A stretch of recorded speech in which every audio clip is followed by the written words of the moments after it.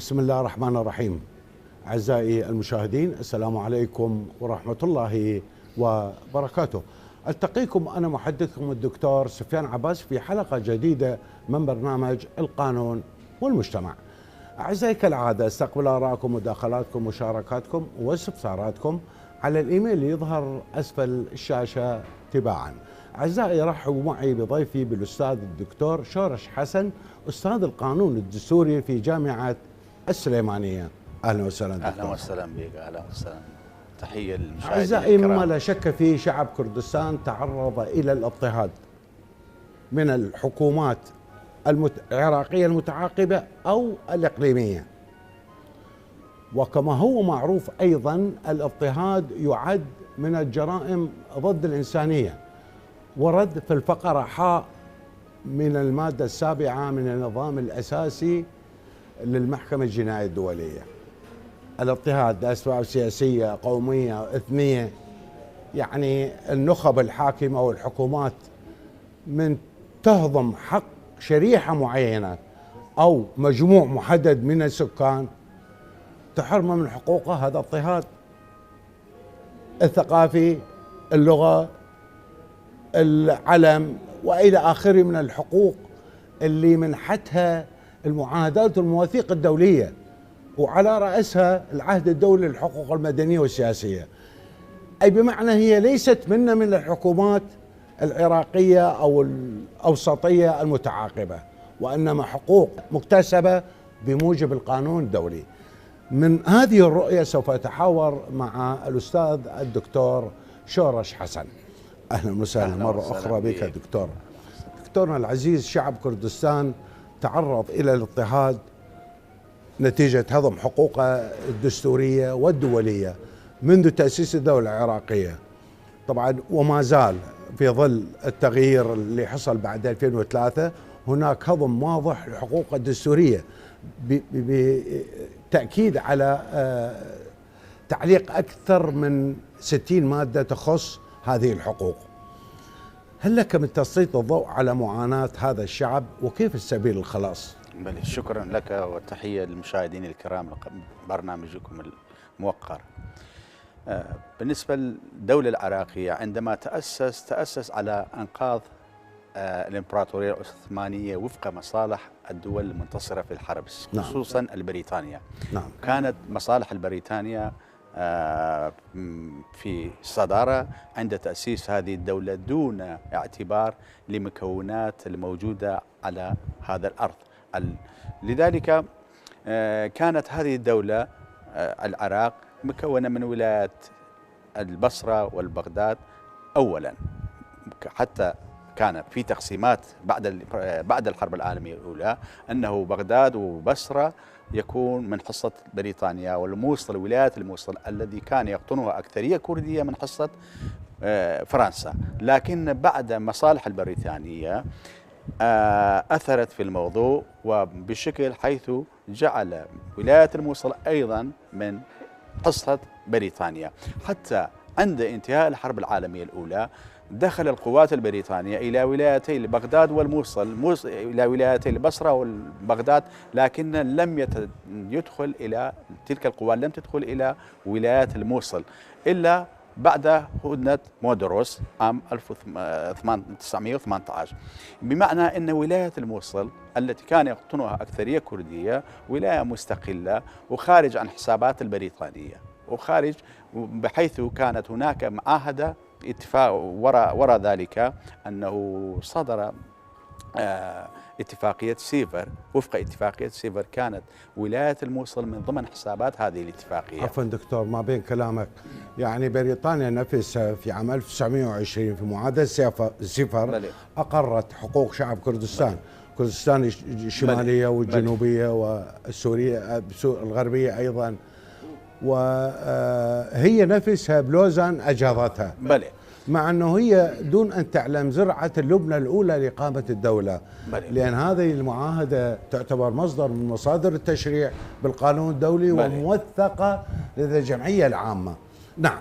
كانت ولاية الموصل ضمن يعني كانت ولاية مستقلة، لكن مصالح البريطانية جعلت أنه ولاية الموصل يتاجر تجاه مصالحها تجاه الدولة العراقية الفتية للضغط على هذه الدولة. كل ما تريد هذه الدولة البريطانية فرض شروط على هذه الدولة العراقية تسحب ورقة ولاية الموصل. هذا في اجتماعات المجلس التأسيسي العراقي ومجلس النواب لحد صدور قرار عصبة الأمم في عام 1925 بإلحاق ولاية الموصل بالدولة العراقية. كانت كل مرة تسحب ورقة ولاية الموصل للضغط على الحكومة العراقية للموافقة على المعاهدات الثنائية اللي تبرم بين بريطانيا، وكانت بريطانيا تفرض شروطها على هذه الدولة. أي استخدم بريطانيا الورقة الكردية ورقة ولاية الموصل، وكان وعودها تجاه الكرد وعود كاذبة، سيما الوعود مثلا تصريح العراقي لعام 1922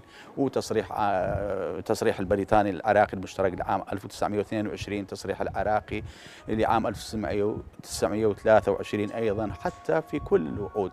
لذلك الكرد عندما حسوا بأن بريطانيا لم تكن جديا في المسألة فحاولوا بوسائل السياسية وبوسائل العسكرية. قامت ثورات شيخ محمود، بعد ذلك ثورات بارزان تجاه الدولة العراقية لتحقيق مطامح الحقوق القومية المشروعة.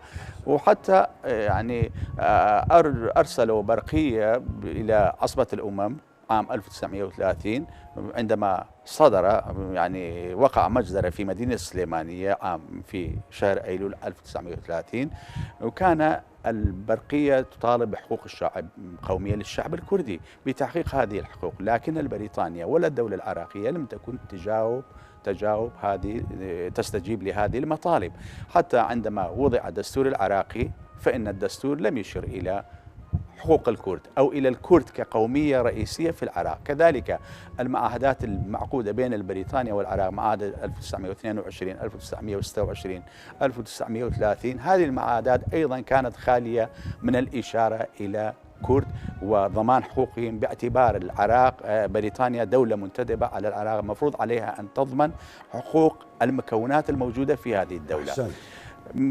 إذن البريطانيا تملص من كل وعود الذي أعطاه للأكراد، حتى معاهدة سيفر التي عقدت عام 1919 بعد ذلك وضمن حقوق الكرد، وحتى أنطى حق لولاية الموصل بإلحاقها بهذه الدولة الفتية الكردية الذي كان من المقرر مزمع إنشائها وفق معاهدة سيفر. هذه المعاهدة نكصت بريطانيا، وعندما تغير الوضع في تركيا حيث مصالح البريطانية والتركية استدعت بأنه يلغون هذه المعاهدة وينشأون بدلا من ذلك معاهدة أخرى هي معاهدة لوزان، الذي بموجبه دفن مطامح الشعب الكردي والشعب الأرمني في المنطقة بعد انتهاء الحرب العالمية الثانية أسوة بالشعوب الأخرى في المنطقة. لذلك يأس الكرد من ذلك، التجأ الشيخ محمود وراه البرزانيون إلى حمل السلاح ومقاومة السلطة العراقية بالكفاح المسلح لنيل حقوقهم المشروعة. نعم. رغم أن عصبة الأمم في ذلك الوقت طلب من العراق أن يقدم تصريحا إلى العصبة. في هذه التصريح ضمن العراق بأنه وعد العراق بأنه يضمن حقوق المشروعة للكرد والمكونات الأخرى، وهذا التصريح في شهر آيار 1932 قدم لعصبة الأمم. وهذا التصريح يعتبر وفق المادة الأولى منه يعتبر مواد دستورية عليا في الدولة العراقية، وكذلك وفق المادة العاشرة يعتبر من مواد القانون الدولي، قواعد قانون دولية، بحيث لا يمكن تغيير فيها إلا بموافقة أغلبية المطلقة لأعضاء العصبة. لكن هذا التصريح لم يعمل به أيضا. نعم عفوا، يعني كل الدساتير العراقية من عام 25 نفذ القانون الأساسي العراقي الملكي إلى حد هذه اللحظة. الدساتير عموما العراقية للحكومات متعاقبة تتضمن باب الحقوق والحريات الأساسية للشعب وشعب كردستان ضمن الشعب العراقي، ولكن عند التطبيق تبقى معلقة على الرفوف العالية.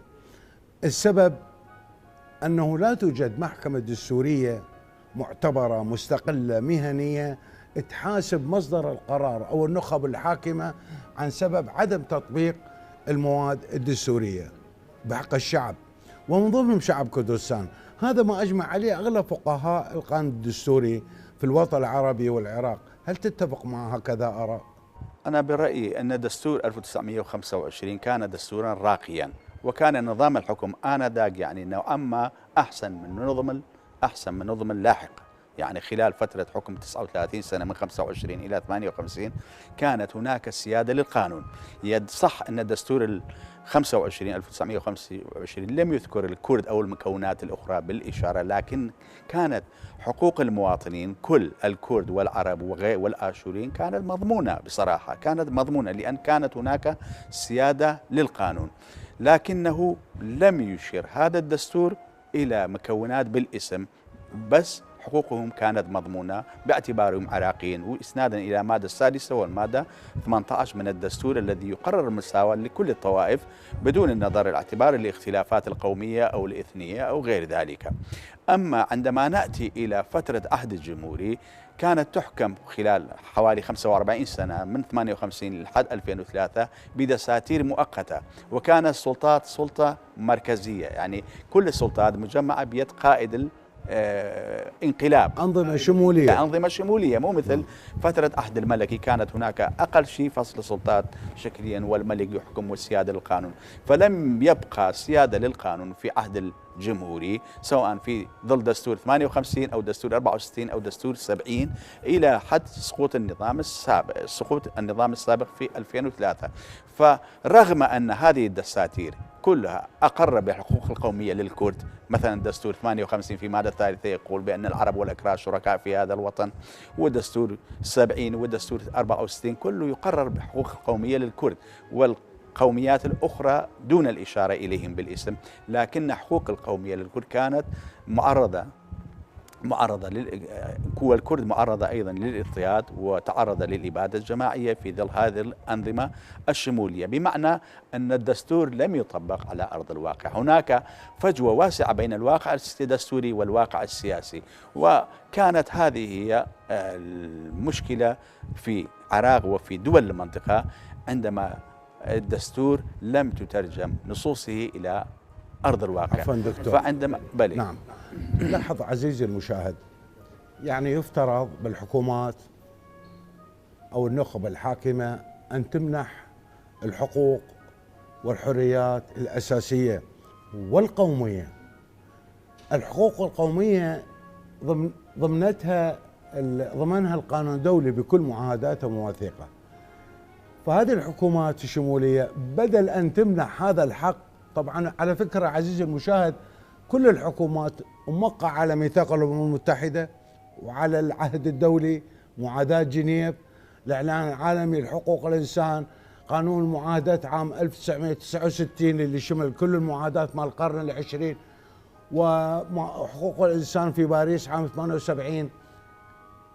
كل هذه المعاهدات موقع عليها الحكومات العراقية ودول الجوار اللي بيها شعب أو أقليات كردية، والحقيقة ليست أقليات يعني تبلغ بالملايين. لاحظ الظلم من الحكومات، يعني بدل ما تمنح الحق اللي أعطاه إياها القانون الدولي هم يستخدمون العنف والجهد العسكري لارتكاب مزيدا من القمع والاضطهاد والقتل والتهجير وتدمير الممتلكات. لاحظت دكتورنا العزيز يعني الحكومات العراقية، وما نريد نتطرق إلى دول الجوار، دساتيرها لا تعترف إلا بقوميتها وتهضم حقوق بقية القوميات. السؤال يطرح نفسه، إذن الأمم المتحدة دورها ماذا؟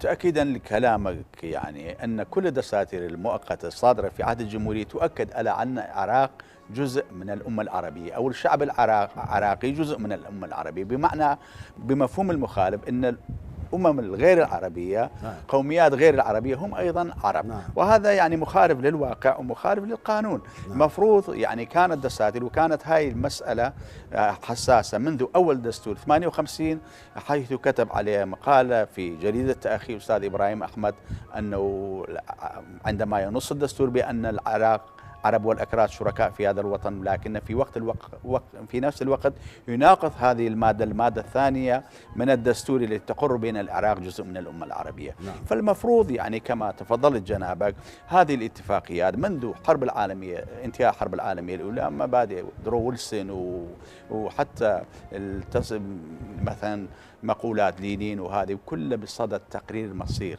وبعد ذلك اتفاقيات الدولية، اتفاقية عصبة الأمم، ميثاق العصبة وميثاق متحدة والاتفاقيات الأخرى التي تفضل، كلها تؤكد على حق تقرير المصير للشعوب المنطقة.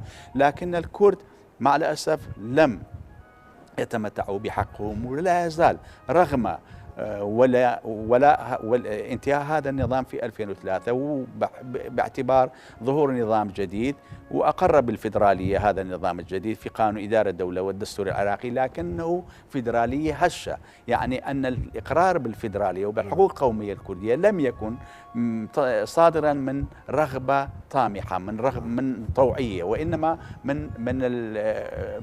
بشكل إجباري صادر تحت ظروف ووقائع. عفوا دكتور، أعود لك إن شاء الله بعد الفاصل لإكمال هذا الموضوع الحيوي والمهم بالنسبة لشعب كردستان. أعزائي المشاهدين، فاصل وأعود.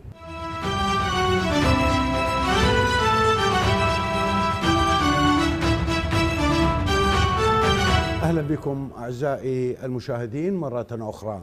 أعزائي ضيفي أعزى الأمور والإخفاق والاضطهاد والظلم لشعب كردستان بسبب الدساتير، أو بتعبير أدق القائمين على تطبيق الدساتير، ولكن هناك دساتير مؤقتة. يعني الدستور عام 63 كتب بيوم واحد. الدستور الحالي العراقي كتب شهرين. الدستور الأمريكي من 1780 ل 1787 قعدت لجنة منصفة مختارة، خبراء الشريعة والقانون والدساتير والسياسة والاجتماع، علم النفس، مختلف العلوم، قعدوا 7 سنوات حتى يبلورون فكرة مسودة مشروع الدستور الأمريكي. طرحوه سنة لمناقشة الشعب الأمريكي، صار 8 سنوات، نفذ عام 1789. مع أنه الأمريكي أشرف على الدستور العراقي، استعجل بشهرين. ولهذا هذه المثلبة، ولهذا هذه الخروقات. المادة 9 تحظر تكوين الميليشيات، يصدر قانون تحت خيمة الحشد. الدستور يحظر قمع استخدام القوات المسلحة في قمع الشعب. رئيس الوزراء السابق قمع شعب كركوك والمناطق المتنازع عليها بالقوة العسكرية، وقمع المتظاهرين أصحاب الحقوق الدستورية والدولية. إذن أعود إلى ضيفي لإكمال هذا الموضوع، موضوع الحقوق بالدساتير. دكتور، يعني هي مو منه، حقوق صح. مكتسبة أقرتها الدساتير الدولية بما فيها الحقوق القومية، ولا دستور وطني في منطقة الشرق الأوسط يتضمن الحقوق القومية للشعوب، مع أنه هو موقع على اتفاقية عهد الدولي، موقع على ميثاق الأمم المتحدة، معظم الاتفاقيات الدولية موقع عليها. سؤالي لحضرتك، شعب كردستان عبر 100 عام أخفق في إقامة دولته، بالرغم أنه دفع تضحيات جسام في الأرواح، في الممتلكات، ثورات. برأيك ما هي الأسباب في إخفاق الكرد بإقامة دولتهم؟ والله هي الأسباب بصورة عامة أسباب يعني دولية، مصالح دولية وإقليمية لم يسمح مجال للكرد بإقامة دولتهم وتحقيق طموحهم في استقلال. والسيما مثلا كانت في بداية بعد الحرب العالمية الأولى كانت هناك مصالح الدولة الفرنسية بالاستعمار الفرنسي والبريطاني وهذه الدول، وبعد ذلك عندما تم تقسيم الكرد على هذه الدول، مصالح هذه الدول إيران والعراق والسوريا، وهذه الدول كانت على الطول يعني باستمرار كانوا في اجتماعات، وهناك معاهدات بيناتهم من حلف سعد آباد إلى حلف بغداد إلى اتفاقية الجزائر، وحتى في زمن التسعينات وبعد 2000 بداية الألفية الثالثة كانت هناك تنسيق بين الحكومات الدول المجاورة إيران والعراق وسوريا لقمع أي حركة أو أي ثورة، أي محاولة لتحقيق مصالح الشعب الكردي. حتى عندما قام يعني حاول مثلا العام سنة 2017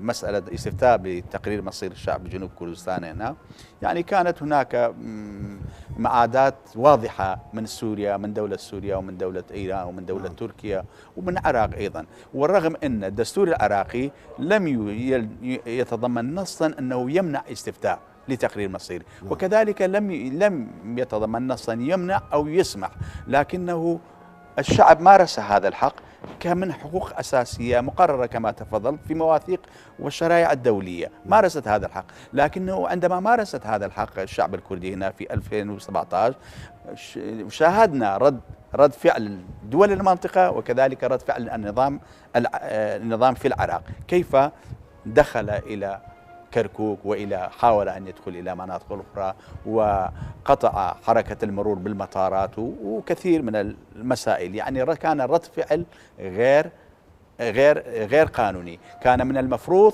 أن يلجأ غير قانوني وغير دستوري. كان المفروض إذا كان الاستفتاء غير دستوري أن تلجأ الحكومة الاتحادية للمحكمة الاتحادية العليا وتقرر المسألة. وبعدين اكو مسألة صح احنا القانون، لكن القانون عادة يتبع الواقع وليس الواقع يتبع القانون. عفوا دكتور، يعني موضوع استبيان رأي الشعوب، هنالك قرار الجمعية العامة عام 1960، وهذا طبعا الآن يعد أحد مصادر التشريع بالقانون الدولي. تعرف حضرتك قرارات تصدر على الأمم المتحدة توثق، فالجمعية العامة قالت من حق الشعوب استبيان رأيها في تقرير مصيرها. يا ترى المحاكم الدستورية ايش راح تقول تجاه هذا القرار؟ هذا قرار دولي. بلى قرار صح دولي ولا لا صح. دكتور؟ يعني إذا حضرتك تعزي العوامل الخارجية بالدرجة الرئيسية بلى في إخفاق الكرد؟ بلى العوامل الخارجية، يعني مثلا كانت عندما تعرض الكرد للاضطهاد من قبل النظام السابق في عام 90 و91 تدخل الأمم المتحدة في أول مرة، تدخل في شؤون الداخلية للدول في أول مرة من تاريخها، عندما صدر قرار 568 بحيث وضع منطقة آمنة هنا. هاي أول تدخل دولي في شؤون الداخلية للدول. مفروض الهيمنة الدولية تتدخل في شؤون الداخلية للدول عندما تتعرض مكونات هذه الدول للقمع، كما تدخل في تسعينات القرن الماضي في العراق وفي تيمور الشرقية وفي مناطق أخرى، حيث وضع مآسي هذه الشعوب من نظر الاعتبار وتدخل عسكريا لضمان هؤلاء المكونات كما حصل بالعراق.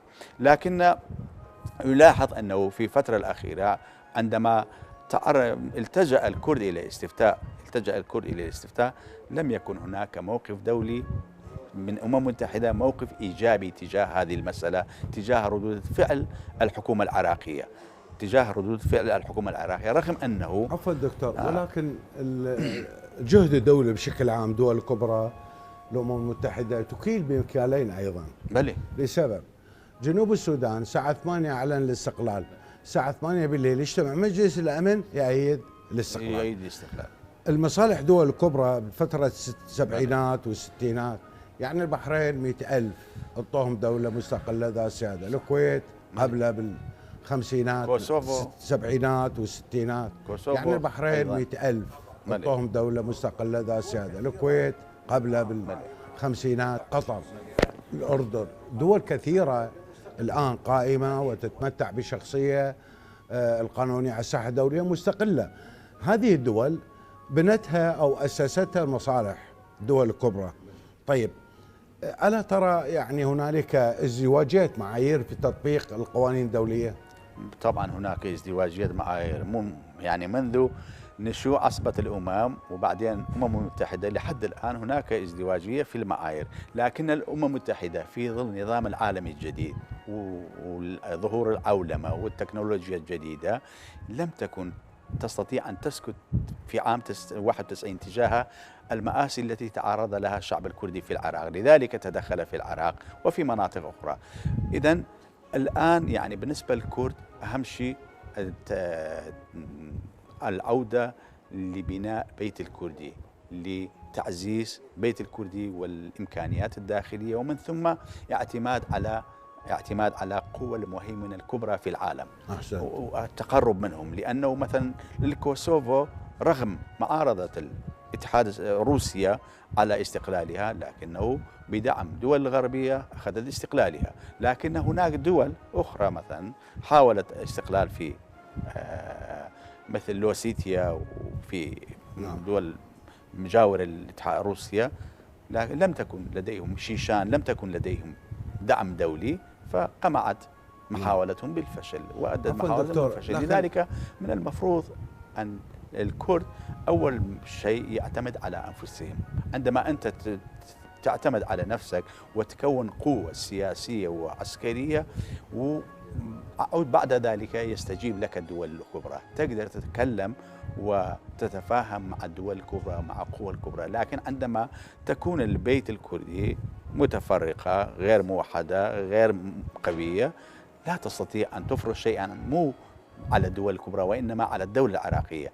حتى نحن الكرد نستطيع أن نفرض مثلا عندما نكون أقوياء على الدولة العراقية. وعندما احنا التجأنا إلى الاستفتاء كان بسبب نكوص الدولة العراقية لتنفيذ مقررات الفيدرالية، حيث أن الفيدرالية تستوجب أن تكون كل إقليم حدودها مبينة موقعة مبينة، لكن إقليم كردستان لحد الآن باعتباره إقليم الوحيد في الدولة العراقية، وهذه تجربة هشة، تجربة فيدرالية فريدة في العالم، أنه الدولة تتضمن إقليما واحدا. هذا الإقليم أن حدوده مع الدولة الفيدرالية غير محددة، وهذه مشكلة كبرى بالنسبة للكرد لأن تعرض إلى اضطهاد من كافة النواحي ووفق وحقائق الجغرافية والتاريخية والعلمية. أن معظم مناطق التي سمي بمناطق متنازع عليها هي مناطق كردية، لكن منذ 2004 عندما قرر قانون إدارة الدولة حل هذه المشكلة، هذه المناطق وتحسيم حدود إقليم كردستان لحد الآن، ونحن في سنة 2019 أن هذه المشكلة لم تحل. عفوا دكتور، لم تحل هذه المشكلة. نعم. أيضا يرى بعض الفقهاء في القوانين السورية والدولية أنه يعزون أسباب إخفاق الكرد في إقامة دولتهم إلى عوامل داخلية داخل البيت الكردستاني، يعني هنالك عدم توافق أو انسجام بين المكونات الكردية داخل إقليم كردستان. هل تتفق مع آراء هؤلاء؟ وما هي الأسباب الداخلية تحديدا؟ وكل شعب إذا لم تتوحد إمكانياتها لا تستطيع أن تحقق طموحاتها ومصالحها. عندما تكون غير موحدة متفرقة في شتى الوسائل، في شتى الجناحات، هناك شتى جناحات ومحاولات أو حركات متنوعة أو تنظيمات متنوعة غير موحدة المصالح والرؤية، حتما أن تلك الحركات لا تستطيع أن تحقق شيئا من مصالح القومية. لكن عندما تتجمع هذه الحركات، هذه المحاولات وهذه الجهود كلها تحت راية واحدة، تستطيع بإمكانها أن تفعل ما تريد وتحقق مصالحها، كما حدث في منطقة مثلا إسرائيل. رغم أنه دولة إسرائيل، رغم أنه دولة تكونت من أنقاض قسم من أفريقيا، قسم من أوروبا، قسم من آسيا، لكنه بما أنه توحدوا تحت راية معينة تمكنوا من وضع دولتهم، من تأسيس دولتهم. لكننا مثلا حتى أنت شوف تجربة الفلسطين بما أنه هناك فصائل مختلفة غير موحدة الرؤية منذ 48 لحد الآن، أن هذه القضية معرضة ومعلقة، لا تستطيع أن تحقق مطامح الشعب الفلسطيني. كذلك بالنسبة للكرد، إذا لم نتوحد تحت راية واحدة ونضع استراتيجية معينة، نضع استراتيجية وفق خطط تكتيكية حتى نسير نحو تحقيق هدف. لا نستطيع نعم. أن نبلغ مسعانا. إن شاء الله أعودك دكتور بعد الفاصل. أعزائي المشاهدين، فاصل وأعود.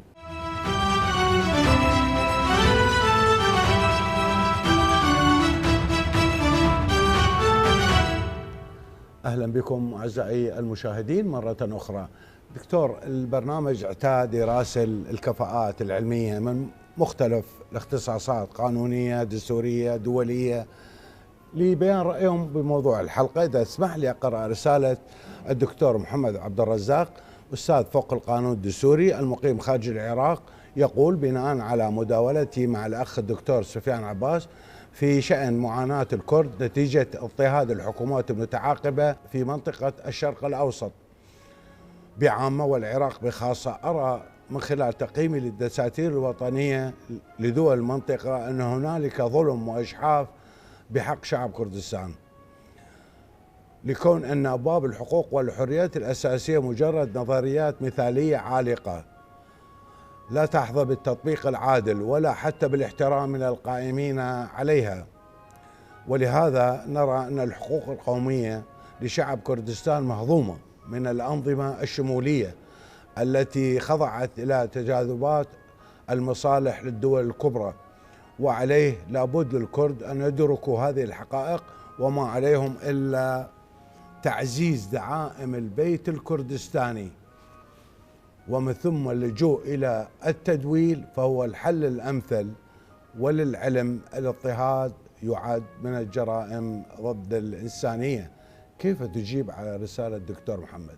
والله أتفق مع هذه الرسالة ومضمون هذه الرسالة، وهي مسألة واضحة أن الكرد تعرض للاضطهاد والإبادة الجماعية، الاضطهاد القومي ومن ثم الإبادة الجماعية في بعض الدول، وأن دساتير دول المنطقة التي فيها كرد لا تعترف بحق الكرد، وسواء كان مثلا في دستور التركي أو دستور الإيراني أو دستور السوري.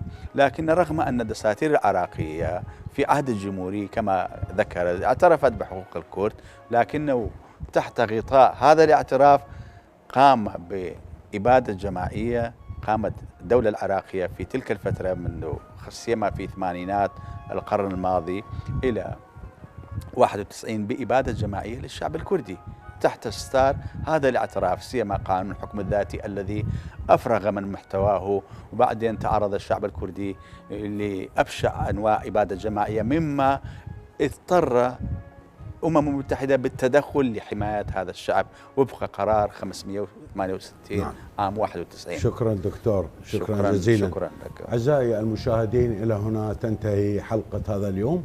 شكري إلى ضيفي في الاستوديو الأستاذ الدكتور شورش حسن، أستاذ القانون الدستوري والأستاذ في جامعة السليمانية، وشكر موصول إلى الدكتور محمد عبد الرزاق. ألتقيكم في حلقة أخرى وإلى اللقاء. شكرا دكتور.